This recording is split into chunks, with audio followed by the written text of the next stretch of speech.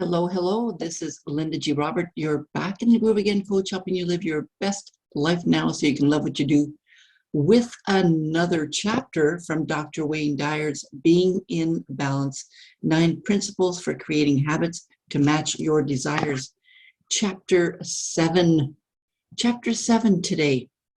Fight any adverse condition only increases its power over you. Balancing your desire to live in a peaceful world with messages of evil continually bombarding you. And here are the 2 quotes. To see and listen to the wicked is already the beginning of wickedness, by Confucius. Whatever good you have is all from God. Whatever evil, all is from yourself. The Koran. All right, let's get started with the chapter. On a daily basis, we hear from a variety of sources that our world is turned upside down, evil exists everywhere, and terrorism is a way of life. People seem determined to kill each other in increasing violent ways, while young children are recruited to become suicide bombers in the name of God. Radio, television, and online news outlet dispense an endless cascade of man's inhumanity to man, family members gone berserk, teenagers on killing rampages in their schools, and terror cells rocking Earth's consciousness everywhere from train stations to places of worship. I could go on describing the ways in which we are continually bombarded by the media, but I'm going to stop because I'd be violating the central premise of this chapter.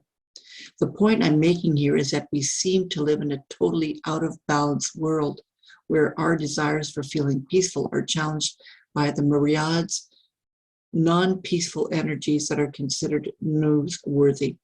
But we do have a choice in this matter, and we can choose to realign ourselves energetically with our desire to live in this world peacefully, regardless of what's going on around us. And in spite of the non-peaceful energy we're so often subjected to. We can begin by deciding to maintain a tranquil existence within ourselves, even when others promote fear, anger, and hatred about this violent planet. After all, a massive collective effort throughout the history of humanity by those in positions of authority has taught individuals whom to fear and, even worse, whom to hate. If we'd been alive in America back in the 1750s, we'd have been told that it was our patriotic duty to hate whom we used to be required to love, and insurgents, whoever they are now, became mandatory targets of our hate. On, this litany of hate. The faces change, but the messages remains. We're told whom to hate, never for a moment recognizing that the enemy we're supposed to hate isn't a nationality. The enemy is hatred itself. Removing yourself from all hate lists. Arthur Eggendorf, writing in Healing from the War, offers this advice that's pertinent to our efforts to rebalance our life and to live peacefully. Only together will we create a culture that supersedes the cycles of battles and retreat, not through our fear of war, but through mastering a superior way to live. The seed of this culture is the determination within individuals and then small groups and communities to devote our lives to the greatest vision of all time, not to wait for a savior one day to deliver us, not to wait for a government to pass truly just laws, not to wait for a revolution to right the wrongs of a cruel world, and not to mount a crusade to overempower some distant sorts of evils beyond ourselves. Each of us, singly and with all the others, is answerable for creating joy through the way our lives unfold here and now. And once this purpose becomes primary, we can turn to the endless job of bringing well-being to others, justice and integrity to our government and institution, constructive programs for change here and elsewhere. When inspired in this way, we don't have to wait for the final outcome before we're nourished. There is no final way to live or die. The words that speak loudest to me in this sagacious observation are each of us singly and with all the others is answering for creating love through the way our lives unfold here and now. I suggest that the number one thing you can do singly is to create joy, is to remove hate from your inner consciousness. This may be surprising, but let it sink in. Those who hate war are just as responsible for the presence of war as those who hate their assigned enemies and fight to kill them. Those who hate crime are part of the crime problem. Those who hate cancer make cancer a foe and become part of the cancer problem. Like everything else in this book, the secret to rebalancing life is not necessarily to change your behavior as much as it is to realign yourself and create a culture that supersedes the cycles of battle and retreat. Whenever we use force to resolve our disputes, we instantly create a counterforce. This is largely responsible for the never-ending cycles of war that have defined human history. Force, counterforce, more force, and the battles go on generation after generation.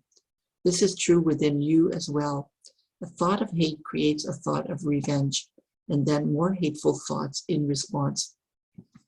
And the real problem is that these thoughts of hatred and revenge begin to define your existence.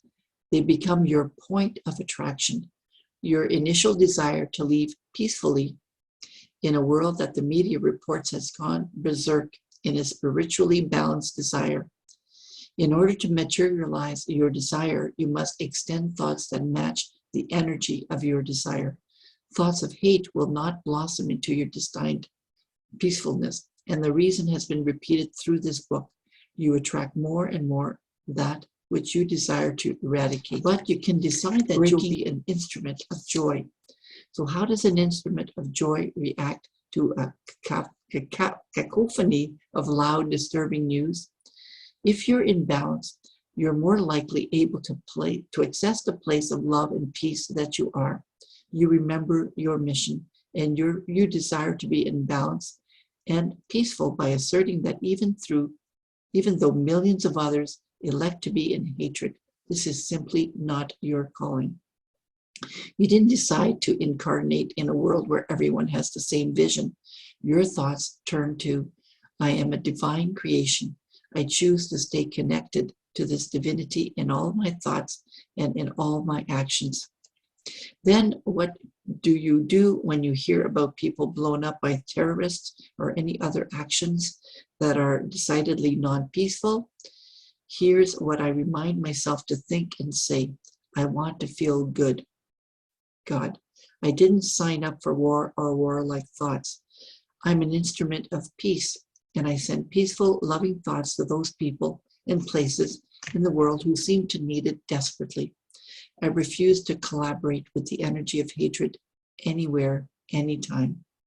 The alternative to this kind of peaceful thinking is anger, hatred, and fear, which aligns perfectly with the energy that is so distasteful, and your immediate reaction is then to seek revenge. A counterforce is established, and you're aligned with the same energy of hate that caused you to feel less than peaceful. What if, in response to suicide bombers, we tended the injured and grieved the dead, but didn't publicize the tragedy with news reports?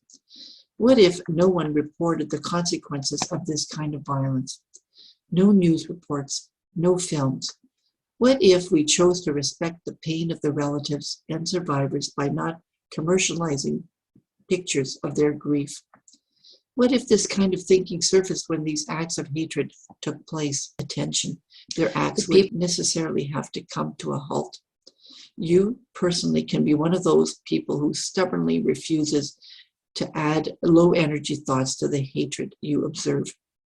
By doing so, you can contribute to the demise of hatred. You can act singly to create more joy by steadfastly refusing to be hateful in any of your thoughts.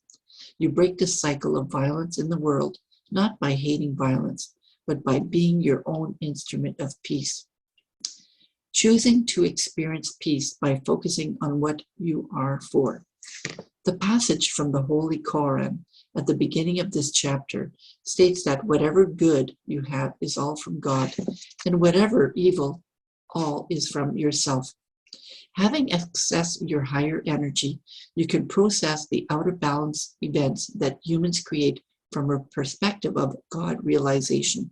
There's no hate in God, there's only love. You can experience peace by balancing all that transpires around you with God consciousness. There's nothing that requires you to react to evil doing with a non-spiritual mental response.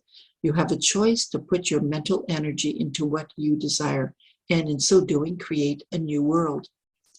Let me tell you how I choose to respond to the bombardment of messages that focus on what's wrong in the world. First, I remind myself that for every act of evil, there are millions of acts of kindness. I choose to believe that people are essentially good, and that by staying in this belief system, I help bring more of this consciousness to fruition. When enough of us take on this holy notion that whatever good we have is all from God, we'll learn to live collectively in this peaceful awareness. Second, I know for certain that no amount of hatred in my heart will ever bring about peace. Hatred will only contribute more to the presence of those human-made destructive energies. So I choose to place my attention on what I am for and on my feelings, good or feeling God. I support peace, not war. As Albert Einstein once remarked, I am not only a pacifist, but a militant pacifist. Nothing will end war unless the people themselves refuse to go to war. I, as a recipient of the Einstein Award from the Albert Einstein College of Medicine of Yeshiva University, would humbly add, and unless people refuse to ever think warlike thoughts. In Long Walk to Freedom, Nelson Mandela wrote, to make peace with an enemy, one must work with the enemy, and that enemy becomes one's partner. I know that we're all partners with each other as children of God. This is how I think, and when I see footage of a world that's in disarray because of many forgottenness, I still choose to feel God's presence in me and know that we'll ultimately learn to live this way with those people who are dragged along. I refuse to be brought to the bidding of any leader who attempts to convince me that my beliefs in peace make me unpatriotic. When an unidentified Pentagon official was asked why the U.S. military censored graphic footage from the Gulf War, he responded, if we let people see that kind of thing, there would never again be any war. Well, that is my goal, to live in a world where warlike thoughts are impossible because we're all placing our mental energy on what we are for rather than what we hate.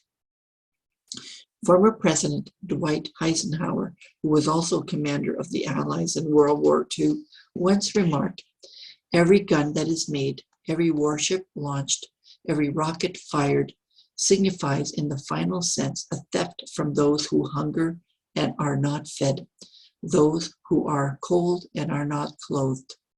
This world in arms is not spending money alone. It is spending the sweat of its laborers, the genius of its scientists, the hopes of its children. This is not a way of life at all in any true sense. This is a call to get ourselves and our world in balance.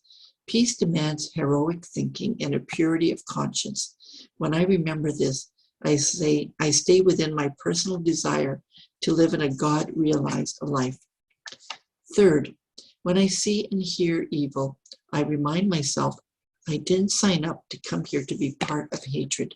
While others obviously have, I'll remember to stay with the inner sense of peace that calls to me, and I'll surround those who behave in evil ways with the same light energy.